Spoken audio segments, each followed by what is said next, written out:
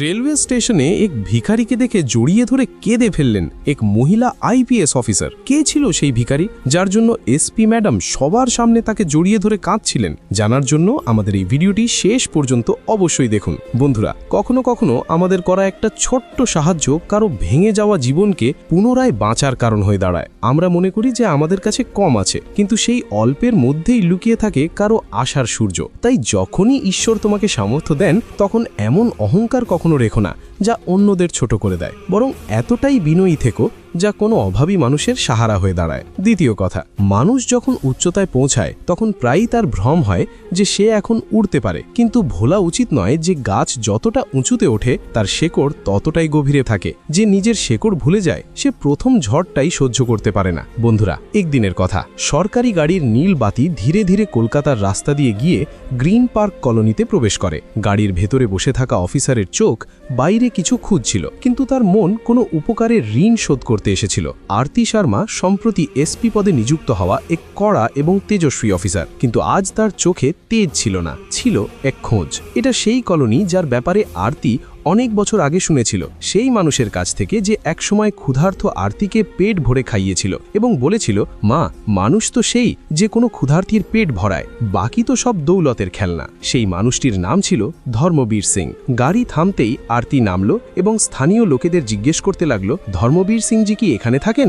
লোকেরা কিছুক্ষণ দেখল, তারপর একজন বলল, ম্যাডাম, উনি তো এখন স্টেশনে থাকেন। কি আর বলবো, ওনার ছেলে বউ ওনাকে বাড়ি থেকে বের করে দিয়েছে, বেচারা ওখানেই পড়ে থাকেন, যেন এই দুনিয়ার কোনো বোঝা। আরতির মুখ ফ্যাকাশে হয়ে গেল, মনে হলো কেউ যেন হৃদয়ে মোচড় দিয়েছে। একটা দীর্ঘশ্বাস নিয়ে সোজা নিজের গাড়িতে বসেই ড্রাইভার বিজয়কে বলল, হাওড়া স্টেশনে চলো। এখন স্টেশনে গাড়ি পৌঁছতেই ভিড়ভাট্টা, আওয়াজ, রেল লাইনের শব্দ সব আরতিকে অন্য এক দুনিয়ায় নিয়ে যাচ্ছিল। সেই একই স্টেশন, একই পরিবেশ, কিন্তু আজ অফিসারের পোশাকে দাঁড়িয়ে থাকা আরতির মনে এক ভুলে যাওয়া ছায়া কড়া নাড়তে লাগলো। বন্ধুরা, বলে যে কখনো নিজেকে এত বড় মনে করো না যে শেকড়ের গন্ধও ভুলে যাও, কারণ পাখি যত উঁচুই উড়ুক না কেন, ফেরে তো সেই ডালেই যেখান থেকে সে উড়েছিল। এদিকে ধীরে ধীরে আরতি স্টেশনের কোনায় সেই মুখটা খুঁজতে লাগলো যে একসময় তার ভগবান হয়েছিল। কয়েক মিনিট খোঁজার পর এক কোনায় এক ক্লান্ত, উস্কো খুস্কো চুল, ঝুঁকে পড়া পিঠ এবং কাঁপতে থাকা হাতে ভিক্ষা চাইতে থাকা এক বৃদ্ধকে দেখা গেল। হ্যাঁ, উনিই ছিলেন ধর্মবীর সিং। এটা দেখে আরতির বুক ফেটে গেল। সেই মুহূর্তে সে আর অফিসার রইল না, সে আবার সেই ক্ষুধার্ত ও অসহায় মেয়েটি হয়ে গেল যাকে একসময় এই মানুষটি আশ্রয় দিয়েছিল। তার চোখে জল এসে গেল, সে দৌড়ে ওনার কাছে গেল, ওনার পায়ের কাছে বসে পড়ল। ধর্মবীর চোখ তুলে তাকালেন, ক্লান্ত চোখে দেখে বললেন, মা, আমার খিদে পেয়েছে, কিছু খাওয়ার জন্য পাওয়া যাবে? ব্যাস এটুকুনি শোনা ছিল। আরতি কান্নায় ভেঙে পড়ল। সে ওনাকে জড়িয়ে ধরল এবং বলল, বাবা, এখন আর কখনো অনাহারে থাকবে না, আমি এসে গেছি না, এখন আর কোনো দুঃখ হবে না। এই দৃশ্য দেখে স্টেশনে দাঁড়িয়ে থাকা লোকেরা অবাক হয়ে গেল। ড্রাইভার বিজয় এবং সিকিউরিটি ম্যান রাকেশও হতবাক। এত বড় অফিসার আরেক ভিখারিকে বাবা বলে জড়িয়ে ধরছে, কিন্তু আরতির পারও পরোয়া ছিল না। সে ওনাকে ধরে ওঠাতে লাগলো। ধর্মবীর ভ্যাবাচেকা খেয়ে বললেন, মা, তুই কে? আমাকে কোথায় নিয়ে যাচ্ছিস? আরতি হাসল, কিন্তু চোখ তখনও ভেজা ছিল। বাবা, আপনি হয়তো আমাকে চিনতে পারেননি, আমি আরতি, সেই মেয়ে যাকে আপনি একসময় ক্ষুধায় খাবার খাইয়েছিলেন আর বাঁচার কারণ দিয়েছিলেন। ধর্মবীর সিং যেন থমকে গেলেন। কিছুক্ষণের জন্য সময় যেন থেমে গেল। স্মৃতিগুলো মেঘের মতো ওনার মনে ভিড় করল এবং তারপর তিনি চুপচাপ আরতির সঙ্গে চলতে লাগলেন। ওই পদক্ষেপে আক্ষেপ ছিল না, বরং একটা ভরসা ছিল যে হয়তো ওনার দেওয়া রুটি কাউকে অফিসার নয়, মানুষ বানিয়ে দিয়েছে। বন্ধুরা, রেল স্টেশনের কোলাহল থেকে একটু দূরে এক পুরনো রেস্তোরাঁ, শিবম ভোজনালয়। সময়ের সাথে তার দেওয়ালের রং উঠে গেছে, কিন্তু ওখানকার রুটিতে আজও সেই মিষ্টতা ছিল যা একদিন এক ক্ষুধার্ত মেয়ের চোখের জলে মিশে গিয়েছিল। আরতি ধর্মবীর সিংকে ধরে সেই রেস্তোরাঁয় নিয়ে এলো। সেই রেস্তোরাঁ যেখানে একদিন এক অসহায় মেয়ের থালা ভর্তি করে ধর্মবীর তার খিদে মিটিয়েছিলেন। আজ সময় পাল্টেছে এবং সেই মেয়েটি আজ সরকারি অফিসার হয়ে নিজের বাবাকে থালা পরিবেশন করছে। ধর্মবীর চুপচাপ বসেছিলেন, কাঁপতে থাকা হাতে রুটি ছিঁড়ছিলেন। আরতির চোখ এক নাগারে ওনার দিকেই ছিল। এক আপনত্ব, এক যন্ত্রণা, এক সান্ত্বনা, সবকিছু একসাথে বইছিল। যখন কারোর পেট ভরানো মানুষটা নিজেই ক্ষুধার্ত হয়ে যায়, তখন বুঝবে দুনিয়া মানবতা থেকে মুখ ফিরিয়ে নিয়েছে। আরতি ধীরে ধীরে জিজ্ঞেস করল, বাবা, আপনার এই অবস্থা কি করে হলো? আপনি তো আগে বেশ ভালোই ছিলেন, সবকিছু তো ঠিক ছিল। ধর্মবীর কিছুক্ষণ চুপ রইলেন। রুটির লোকমা যেন গলার নিচে নামছিল না। থালায় খাবার থাকলেও মনে জমে থাকা ব্যথা খিদের চেয়েও বড় ছিল। চোখ ছলছল করে উঠল, গলা কেঁপে উঠল এবং তিনি বলতে শুরু করলেন, মা, তুই যখন জিজ্ঞেস করলি তো বলেই দি, তোর মনে আছে আমি সেদিন বলেছিলাম আমার বৌমা মদ খায়? ওই কথাই আজ আমার এই অবস্থার কারণ হয়ে দাঁড়িয়েছে। তিনি একটা দীর্ঘশ্বাস নিলেন এবং তারপর বললেন, যেদিন আমি তোকে খাইয়েছিলাম না, সেদিনই আমার ভাগ্য আমার থেকে রুটি ছিনিয়ে নিয়েছিল। বৌমা যখন জানতে পারল যে আমি কোনো অজানা মেয়ের পেছনে টাকা খরচ করেছি, তখন সে রেগে আগুন হয়ে গেল। সেদিন কিছু বলেনি, কিন্তু 1 বছর পর ছেলের সাথে মিলে আমাকেই বাড়ি থেকে বের করে দিল। বলল, যা, তোর মানবতা তোকে রুটি দেবে। তখন থেকে আজ পর্যন্ত আমি এই স্টেশনেই বসে আছি, একটা কোণা ধরে নিয়েছি, ভিক্ষে করে বেঁচে আছি। কিন্তু এখনো কোনো ক্ষুধার্তকে দেখলে আমার বুক কেঁপে ওঠে। আরতির চোখ দিয়ে জল গড়িয়ে পড়ল। ইচ্ছে করছিল পুরো শহরকে বলে দেয়, ইনিই আমার আসল বাবা, যিনি আমার ক্ষুধা নয়, আমার ভবিষ্যৎ মুছে যাওয়া থেকে বাঁচিয়েছিলেন। সে ধর্মবীরের হাত ধরল এবং বলল, ব্যাস বাবা, অনেক হয়েছে, এখন আপনি আমার সঙ্গে চলুন। আজ আমি দেখি ওই ছেলে বউ আপনার সাথে এমন ব্যবহার কি করে করতে পারে। থাকতে তো আপনাকে আমার সাথেই হবে, কিন্তু আগে ওদের আয়না তো দেখাতে হবে। ধর্মবীর ধীরে বললেন, মা, কি দরকার, কি পাবি তুই এসব করে? আরতি হেসে উত্তর দিল, মানুষের কখনো কারো ঋণে বাঁচা উচিত নয়, আর আপনার রুটি আমার জন্য ঋণ নয়, প্রতিশ্রুতি ছিল। আজ সেটা পূরণ করার সময় এসে গেছে। অনেকক্ষণ বোঝানোর পর অবশেষে ধর্মবীর সিং রাজি হলেন। আরতি ওনাকে ধীরে ধরে সরকারি গাড়িতে বসিয়ে দিল। বিজয় কিছু না বলে চুপচাপ গাড়ি স্টার্ট দিল। রাকেশ পেছনের সিটে বসে তখনও বুঝতে পারছিল না যে এই বৃদ্ধ আসলে কে। গাড়ি যখনই গ্রিন পার্ক কলোনির দিকে ঘুরল, সবার চোখ আরতির দিকে ছিল। একজন অফিসার একজন ভিখারিকে এত সম্মান দিয়ে কেন নিয়ে যাচ্ছে? ড্রাইভার বিজয় রিয়ার ভিউ মিরারে উকি দিয়ে রাকেশকে ফিস ফিস করে জিজ্ঞেস করল, রাকেশ ভাই, ম্যাডামের কি হলো ইয়ার? কোনো সম্পর্ক আছে কি এই বৃদ্ধের সাথে? রাকেশও মাথা নেড়ে বলল, জানি না ভাই, তবে কিছু তো গভীর ব্যাপার আছে। কোনো ছোটখাটো কথা হবে না। আর এইটুকু বুঝে নে, ইনি শুধু অফিসার নন, মানুষও বটে। গাড়ি এখন সেই বাড়ির বাইরে থামল যেখান থেকে আরতি আজ সকালে ধর্মবীরের ব্যাপারে খোঁজ খবর শুরু করেছিল। সেই কলোনি যেখানে একসময় এক বাবাকে তার নিজের ছেলে গৃহহীন করে দিয়েছিল। এবার পালা ছিল সত্যের মুখোমুখি হওয়ার। আরতি পুরো শক্তি এবং সমবেদনার সাথে ধর্মবীর সিংয়ের হাত ধরে এগিয়ে গেল। বন্ধুরা, ধর্মবীর সিংয়ের হাত ধরে সে সেই বাড়ির দরজায় পৌঁছালো যেখান থেকে একদিন এই বৃদ্ধ বাবাকে অপমান এবং ধাক্কা দিয়ে বের করে দেওয়া হয়েছিল। গেটটা ওখানেই ছিল, ততটাই চকচকে, ততটাই জাঁকজমকপূর্ণ, কিন্তু তার পেছনে লুকিয়ে ছিল এমন এক সত্য যা এবার ফাঁস হতে চলেছিল। আরতি ইন্টারকম বাজালো না, সে সোজা দরজার কলিং বেল টিপে দিল। কিছুক্ষণ পরেই দরজা খুলল।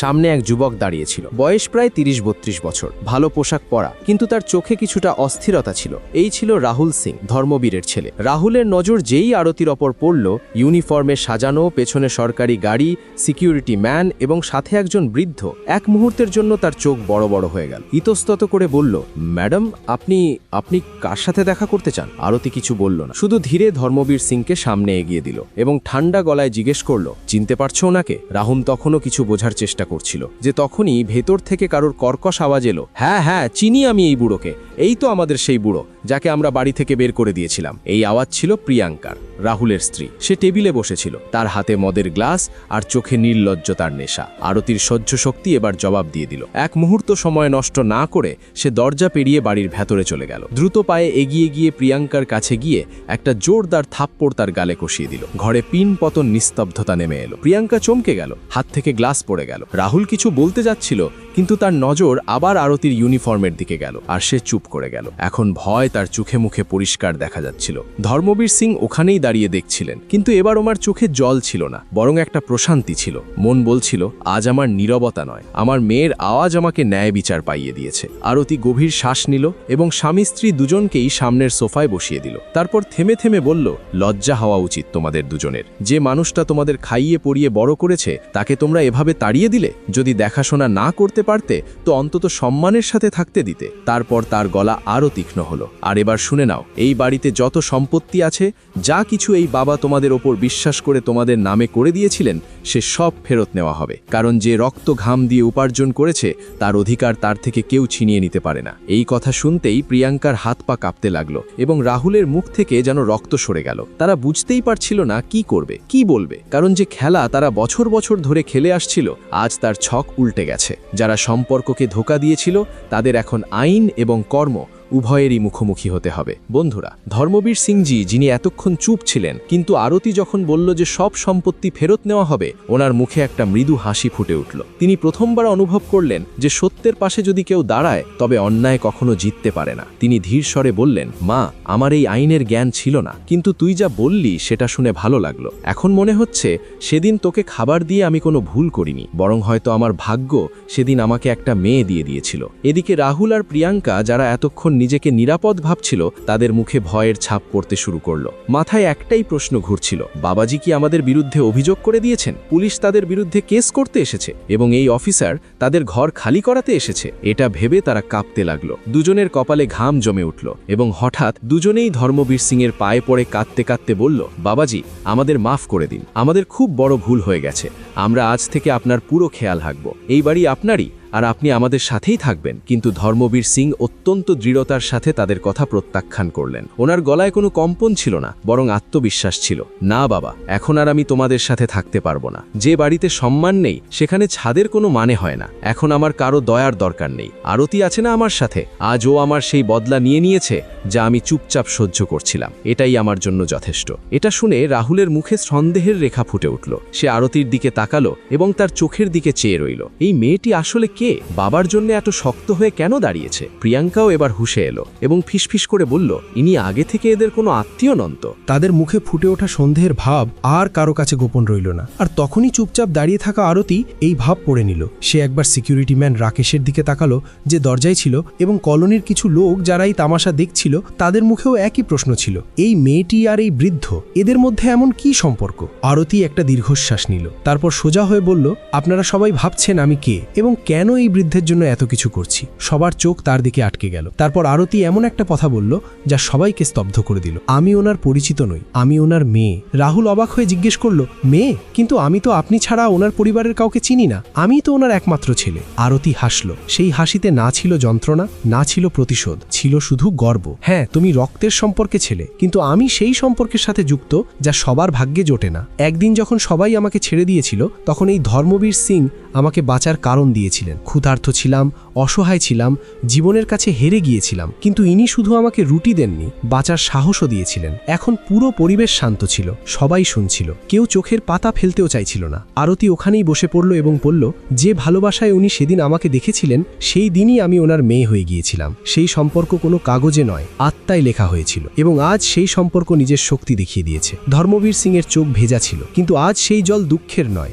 সম্মান ও সন্তুষ্টির ছিল। সম্পর্ক রক্ত দিয়ে তৈরি হয় না, অনুভূতি দিয়ে তৈরি হয়, এবং যেটা একবার মন থেকে জুড়ে যায় সেটাই সত্যিকারের সম্পর্ক হয়। সময় এলে সেটাই সবচেয়ে বড় শক্তি হয়ে দাঁড়ায়। বন্ধুরা, আরতি তার গল্প শোনায়। সে সেখানে চেয়ারে বসে সবার দিকে তাকিয়ে বলতে লাগলো, আজ থেকে 4 বছর আগে আমার জীবন এমন এক মোড়ে এসে দাঁড়িয়েছিল যেখান থেকে সামনে শুধু অন্ধকার ছিল। আমার বিবাহ বিচ্ছেদ হয়ে গিয়েছিল, কারণ আমি পড়তে চেয়েছিলাম, নিজের পায়ে দাঁড়াতে চেয়েছিলাম, কিন্তু আমার স্বামী আর তার মায়ের এটা মঞ্জুর ছিল না। তারা আমাকে তাড়িয়ে দিল, আর আমি বাপের বাড়ি ফিরে এলাম। তার গলা ধরে আসছিল, কিন্তু আমার দাদা বৌদিও আমার সঙ্গ দেয়নি। ডিভোর্সে যে সামান্য টাকা পেয়েছিলাম সেটাও তারা নিজেদের খরচের জন্য নিয়ে নিল। যখন আমি পড়ার জন্য তাদের কাছে টাকা চাইলাম, জবাবে অপমানের ঝড় জুটল, এবং তারপর একদিন তারা আমাকে ধাক্কা দিয়ে বাড়ি থেকে বের করে দিল। নিস্তব্ধতা আরও গভীর হলো। আরতি বলে চলল, 3 দিন পর্যন্ত আমি রাস্তায় রাস্তায় ঘুরলাম, ক্ষুধার্ত, ক্লান্ত, ভাঙা অবস্থায়, কোথাও কোনো আশ্রয় পেলাম না। আর তারপর আমি সেই স্টেশনেই পৌঁছালাম যেখানে আজ এই বাবা ধর্মবীর সিংয়ের সাথে আমার দেখা হলো। আমি প্ল্যাটফর্মের ধারে বসেছিলাম আর অপেক্ষা করছিলাম একটা ট্রেনের, যা আমাকে এই পৃথিবী থেকে চিরকালের জন্য দূরে নিয়ে যাবে। কলোনির কিছু মহিলার চোখ ভিজে গিয়েছিল, রাকেশের মুঠো ভিজে গিয়েছিল। সে চুপচাপ নিজের টুপি খুলে ফেলেছিল। আরতির চোখ ভরে এলো, কিন্তু সে নিজেকে সামলে নিয়ে বলল, যেই ট্রেন আসতে শুরু করলো, আমি উঠতে যাব, তখনই একজোড়া শক্ত বয়স্ক হাত আমাকে পেছন থেকে টেনে নিল। আমি চমকে গিয়ে দেখলাম এই বাবা ওখানেই বসেছিলেন। তিনি আমাকে বোঝালেন, থামালেন, আগলে নিলেন। আমি রেগেছিলাম, চিৎকার করে জিজ্ঞেস করলাম, আপনি আমাকে কেন বাঁচালেন? তখন তিনি যা বলেছিলেন তা আজও আমার হৃদয়ে বাজে। মা, এসব আমিও অনেকবার ভেবেছি, কিন্তু জানি এটা মহাপাপ। যখন জীবন তোমাকে ভেঙে দেয় তখন শেষ হয়ে যাওয়াটা পথ নয়, লড়াই করাই আসল জীবন। এখন বাতাসে কান্নার শব্দ ছিল, সবাই চুপচাপ শুনছিল। তারপর আমরা কথা বললাম। বাবা নিজের কষ্টের কথা জানালেন, কিভাবে ওনার স্ত্রীর মৃত্যুর পর ওনার ছেলে আর বৌমা ওনাকে বোঝা মনে করতে লাগলো। বৌমা মদ খেতে শুরু করলো, ওনাকে গালিগালাজ করত, মারতেও আসতো, আর ছেলে সেসব চুপচাপ দেখত, কিচ্ছু বলতো না। বাবা নিজের গ্রামের জমি বিক্রি করে কিছু টাকা ব্যাংকে রেখেছিলেন, কারণ ওনার আশঙ্কা ছিল যে কোনোদিন বাড়ি থেকে বের করে দেওয়া হবে।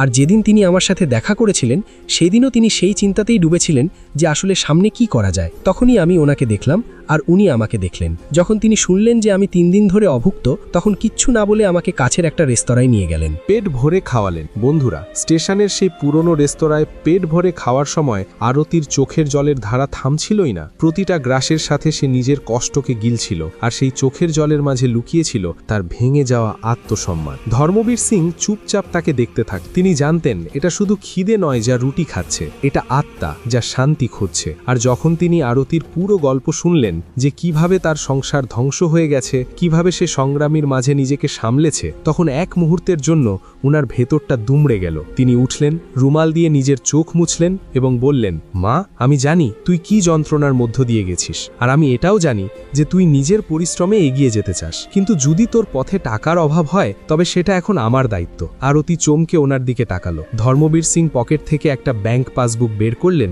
এবং তারপর বললেন, আমি এক্ষুনি ব্যাংক থেকে 1 লাখ টাকা তুলে এনেছি, এই নে, এটা তুই নিজের ভবিষ্যতের উপর খরচ কর, পড়াশুনো কর এবং একদিন এই দুনিয়াকে দেখিয়ে দে যে একটা অসহায় মেয়েও নিজের মনোবল দিয়ে আকাশ ছুঁতে পারে।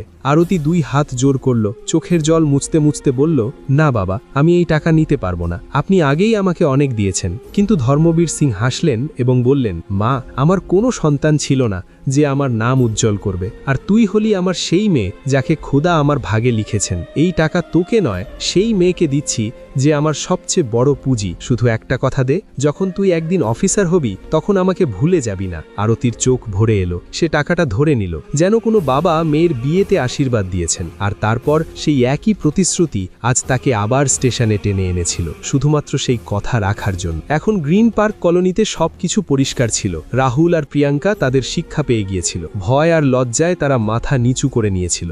আরতি এবার ধর্মবীর সিংকে নিজের সাথে গাড়িতে বসালো এবং ওনাকে নিজের বাড়ি নিয়ে এলো। এখন তিনি আর একা ছিলেন না, এখন তিনি এমন এক বাড়ির অংশ ছিলেন যেখানে তিনি শুধু দেওয়াল নয়, মনের জায়গা পেয়েছিলেন। সময় কাটতে লাগলো। আরতি ওনাকে বাবার থেকেও বেশি মান সম্মান দিতে লাগলো। সকালের চা থেকে শুরু করে রাতের খাবার পর্যন্ত প্রতিটা মুহূর্তে সে ওনার সাথে ছিল। ধর্মবীর সিংও এখন ধীরে ধীরে হাসতে শুরু করেছিলেন। ওনার মুখের বলিরেখা এখন আর বোঝা নয়, জীবনের অভিজ্ঞতার গল্প বলতে শুরু করেছিল। একদিন যখন আরতি নিজের ফাইলে ব্যস্ত ছিল, তখন ধর্মবীর সিং কাছে এসে বললেন, মা, তুই আমার জন্য সবকিছু করেছিস, এখন আমারও একটা ইচ্ছে আছে। আরতি হেসে জিজ্ঞেস করল, হুকুম করুন বাবা। ধর্মবীর সিং বললেন, তুই এখন সফল হয়েছিস, ব্যাস আর একটা কাজ কর, বিয়ে করে নে। ঘরে বৌমা আর বাচ্চা থাকলে আমারও মন লাগবে। আরতির মুখের হাসি একটু ম্লান হয়ে গেল। সে ধীর স্বরে বলল, না বাবা, আমার একবার বিয়ে হয়ে গেছে, আর আমি সিদ্ধান্ত নিয়েছি যে আমি আর বিয়ে করব না। ধর্মবীর সিং কিছুক্ষণ চুপ রইলেন, তারপর বললেন, মা, ডিভোর্স কেন হয়েছিল? ছেলেটা কি খারাপ ছিল? আরতির চোখে পুরনো দিনগুলো ভেসে উঠল। সে একটা দীর্ঘশ্বাস নিল এবং ধীর স্বরে বলল, না বাবা, ও খারাপ ছিল না, ও আমাকে ভালোবাসত, কিন্তু নিজের মায়ের সব কথা মানত। আমি পড়তে চেয়েছিলাম আর ওর মায়ের সেটা পছন্দ ছিল না। কথা এত দূর গড়ালো যে ওরা আমাকে ছেড়ে দিল। ধর্মবীর সিং এখন গম্ভীর হয়ে গিয়েছিলেন। আর ওই ছেলেটা এখন কি করছে? ও কি আবার বিয়ে করেছে? তিনি জিজ্ঞেস করলেন। আরতি মাথা নেড়ে বলল, না, আমি জানি ও এখনো কাউকে বিয়ে করেনি, ও এখনো আমাকে ভুলতে পারেনি। ধর্মবীর সিং এর চোখে একটা চমক এসে গেল। তাহলে ব্যাস, এখন পরের কাজটা আমার, আমি দেখা করব ওর সাথে, আর যে সম্পর্কটা অসম্পূর্ণ রয়ে গিয়েছিল সেটাকে আবার জোড়া লাগিয়েই ছাড়ব। কখনো কখনো ভাঙা সম্পর্ক জোড়া লাগানোর জন্য তৃতীয় হাতের প্রয়োজন হয়, আর যখন সেই হাত বাবার হয় তখন সব ফাটল ভরাট হয়ে যায়। ধর্মবীর সিং বললেন, মা, তুই চিন্তা করিস না, এখন এই অসম্পূর্ণ গল্পটাকে পূর্ণ করা আমার কাজ। যে মেয়েকে আমি তুলেছি তার জীবনের সব ভাঙন জোড়া লাগানো এখন আমার দায়িত্ব। বন্ধুরা, পরের দিন সকালেই ধর্মবীর সিং আরতির কাছ থেকে আদিত্যের ঠিকানা নিলেন। সেই আদিত্য যে আরতির প্রথম স্বামী ছিল। আরতি চমকে গেল, কিন্তু কিছু বলল না। বাবার চোখে যে জেদ ছিল সেটাই তাকে চুপ করিয়ে দিল। ধর্মবীর সিং নিজে একা আদিত্যের বাড়ি পৌঁছান। দরজা আদিত্যই খোলে। এখন এক শান্ত, বুঝদার এবং কিছুটা ক্লান্ত মুখের মানুষ সামনে দাঁড়িয়েছিল। কিন্তু যেই ধর্মবীর সিং তাকে নিজের পরিচয় দিলেন এবং আরতির ব্যাপারে বলতে শুরু করলেন, আদিত্যের চোখে হঠাৎ এক নতুন ঔজ্জ্বল্য ফিরে এলো। কি আরতি এখন এসপি হয়ে গেছে? আদিত্যর গলায় উত্তেজনা ছিল আর চোখে নিজের হারিয়ে যাওয়া সংসারের আশা। ধর্মবীর সিং হাসলেন, হ্যাঁ বাবা, আর ও এখনো তোমাকে ভোলেনি, শুধু তোমার কাছে আসার সাহস জোগাতে পারিনি। আমি চাই যে একবার তোমরা দুজন মুখোমুখি বসো। যা ভেঙেছিল হয়তো এখন জোড়া লাগতে পারে। আদিত্য দেরি না করে তৈরি হয়ে গেল। যদিও একবার আবার আমার জীবনে ফিরে আসে, তবে আমার দুনিয়া আবার সেজে উঠবে। বিকেলের সময় ছিল, আরতি ডিউটি থেকে ফিরছিল। যেই সে দরজা খুলে ভেতরে এলো তো সামনে আদিত্যকে দেখে চমকে গেল। সোফায় বসেছিল আদিত্য, আর পাশে ধর্মবীর সিং। সে এক মুহূর্তের জন্য কিছু বলার চেষ্টা করলো, কিন্তু শব্দ যেন গলায় আটকে গেল। ধর্মবীর সিং ধীরে কেশে উঠলেন এবং বললেন, বাবা, আমি একটু তাজা বাতাস খেতে বাইরে যাচ্ছি, আপনারা দুজন আরামে কথা বলুন। তিনি হাসতে হাসতে বাইরে বেরিয়ে গেলেন। ভেতরে কিছুক্ষণ নিস্তব্ধতা ছেয়ে রইল। তারপর আদিত্য ধীরে বলল, আরতি, আমি আজও ওখানেই আছি, শুধু মা আর নেই। আর আমি এখন নিজের ইচ্ছায় বাঁচতে পারি। আমি এখন তোমাকে হারাতে চাই না। কি একবার আবার আমরা। আরতির চোখ দিয়ে জল গড়িয়ে পড়ল। সে মাথা নিচু করে নিল, কিন্তু এবার ব্যথা নয়, সন্তুষ্টি ছিল তার মুখে। ধীরে ধীরে দুজনে কথা শুরু করলো, পুরনো মান অভিমান পরিষ্কার করলো এবং যেখান থেকে সম্পর্ক ভেঙেছিল সেখান থেকেই আবার জুড়ে নিল। আজ আরতি আর আদিত্য আবার একসাথে আছে। ঘরে খুশি ফিরে এসেছে। আর ধর্মবীর সিং, তিনি এখন শুধু বাবার মতো সম্মানিত নন, বরং এই নতুন পরিবারের আত্মাও বটে। কখনো কখনো কোনো সম্পর্ক যদি অসম্পূর্ণ থেকে যায়, তবে সময়ের সাথে যখন মন পরিষ্কার হয়, তখন আবার সেই মোড় থেকেই গল্পটা নতুন করে লেখা যায়। আর সেই গল্প আগের থেকেও বেশি সুন্দর হয়। বন্ধুরা, জীবনের পথে আমরা প্রায় সম্পর্ককে রক্ত দিয়ে বিচার করি, মা, বাবা, ভাই, বোন, ছেলে, মেয়ে। কিন্তু কিছু সম্পর্ক এমন হয় যা রক্ত দিয়ে নয়, অনুভূতি আর কর্ম দিয়ে তৈরি হয়। আর সেই সম্পর্কগুলোই আমাদের সবচেয়ে মজবুত সাহারা হয়ে দাঁড়ায়। আরতি আর ধর্মবীর সিংয়ের গল্প কিছুটা এমনই। একজন খিদে মেটালো, অন্যজন জীবন সাজালো। একজন রুটি দিল, অন্যজন সম্মান ফিরিয়ে দিল। আর এই লেনদেনে একজন বাবা মেয়ে পেলেন, আর এক মেয়ে পেল জীবনের উদ্দেশ্য।